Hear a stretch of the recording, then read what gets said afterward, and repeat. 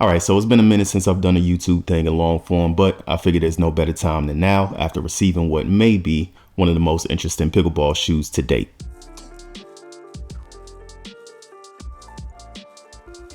What's good, y'all? My name is Jalik and I'd like to welcome you, and for a few of you, welcome back to my YouTube channel, Leak Sweats, formerly known as Red Wolf Pickleball. This video is an initial review on Franklin Sports' first ever pickleball shoe, the Franklin ACV Pro. Those of you familiar with pickleball likely already know about Franklin's impact on the sport. Their X40 ball was once the official ball of the PPA Tour, and that contributed to it being one of the most popular pickleballs out on the market. Actually, the most popular, I'd say. Things have changed in recent times. PPA has moved on to a new official ball a couple times now, actually. And Franklin themselves just recently came out with another ball, the FS Pro. And now they've added shoes to the product lineup. Since this isn't a performance review, I'm just going to give my opinion on the aesthetics real quick. I'm not a huge fan of it. However, I do appreciate and respect some of the functional and, dare I say, traditional design elements that went into the shoe. Some of those things are what intrigued me about this shoe in the first place. With that being said, let's go ahead and start off this review with a part of the shoe that I actually think is very beautiful. Starting from the bottom, we are here with a decoupled multi-directional herringbone outsole. The herringbone pattern itself has a lot of variation. There's deep grooves, thick rubber, and coverage in all directions. There's even some light flex grooves in there, which should make the shoe feel more anatomical as you maneuver around the pickleball court. Up in the forefoot, there's also a dope nod to Franklin's pickleball history. They actually used the X40 pickleball that I mentioned before as a pivot point on the shoe, so I thought that was a really nice touch. And this is not a part of the outsole, but while we're down here, I want to highlight the AeroStep ventilation system that Franklin implemented into the shoe. This actually goes through the strobel into the insole, which has some cored out holes made out in the Franklin logo, so that airflow goes all the way to the bottom of your foot. I was downstairs doing my best Lupe Fiasco impression to see if I could feel some of that airflow, and I think I did, but I also feel like I might be forcing myself to feel it more than what it is. It's something I'm gonna have to pay attention to over time while I'm testing out the shoe, but either way, I think that's a pretty cool design. The framing on that AeroStep vent is supposed to double as a midfoot shank. However, the plastic is very pliable, so I'm not sure how well it's gonna hold up. There's not a lot of torsional rigidity, which is something that you would kind of want in a shoe like this with a decoupled outsole. I'm also, for the first time in life, dealing with plantar fasciitis, so it has me a little weary, but hopefully at best, it doesn't make things any worse in that matter. Back to the outsole, the rubber on the medial side actually wraps up and it has some tread. This is something that you'll see in a lot of basketball shoes and pickleball shoes as of late. That rubber not only protects against wear, but it gives you some tractions when you're doing kind of like side lunge motions for cross-court dinks, things of that sort. So I'm glad that's there. And on the lateral side, the outsole actually wraps up as well.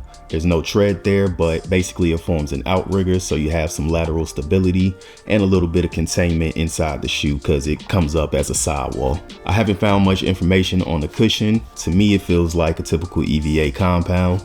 From a try on, it's pretty comfortable. It's not too mushy, it's not too firm, and there is a little bit of feedback that I'm getting so far in the shoe. We'll see how things change over time, but right now I think it might be a good blend of court feel and cushion. On the upper, we have a lightweight and breathable ballistic mesh that's layered underneath a lot of synthetics and fused, more so on the eye stays and the back end of the shoe. Up towards the toe, you actually have a genuine suede material that wraps around the toe.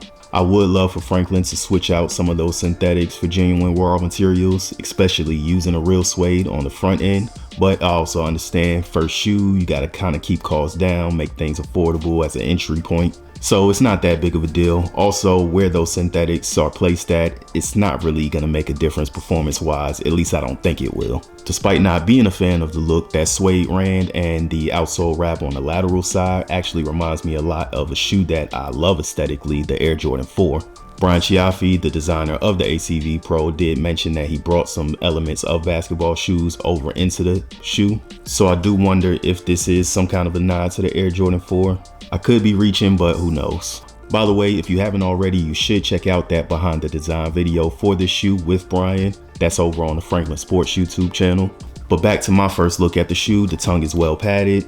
It's somewhat of a traditional style tongue as far as like the detachment from the shoe, but it is strapped down by bungee cables that go all the way down. These cables in particular are exposed, so I'm wondering if I might get some irritation around the midfoot from them. Hopefully that's not the case. I'll keep my fingers crossed. The Franklin ACV Pro runs on a last that is set up for a roomier toe box. So Franklin's recommendation is to go down half a size if you prefer more snug fit up front. I personally went true to size. I've gotten kind of acclimated to the roomier toe box in pickleball shoes, and honestly, it's kind of a preference at this point.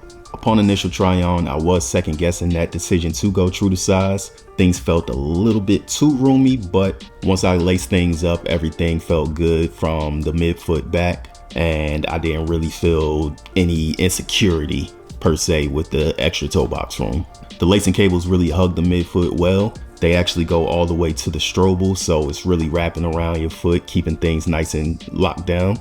Between that and the Achilles pillows at the back of the shoe, I just feel like the overall lockdown of the shoe is on point. If you have a wide foot, I will follow Franklin's recommendations based on whatever size that you wear in most of your shoes. So for example, if 11.5 fits you most comfortably, then go down half a size to an 11 if you want a more snug fit, or just stay at that 11.5 if you want to have a little bit of extra toe space. Aside from the internal heel counter, I think I've touched on just about everything I wanted to support wise. I can't really think of anything else at this time. So I guess I'll go ahead and wrap things up. Bear with me for a few weeks and I will put together a performance review on the shoe. That's likely going to be a written review over at WearTesters.com, so stay tuned for that. And in the meantime, check out some of my other pickleball shoe and paddle reviews over there. As far as here on YouTube, stay tuned for the next video that I put out. Subscriptions, likes, comments are definitely welcome. I would appreciate them.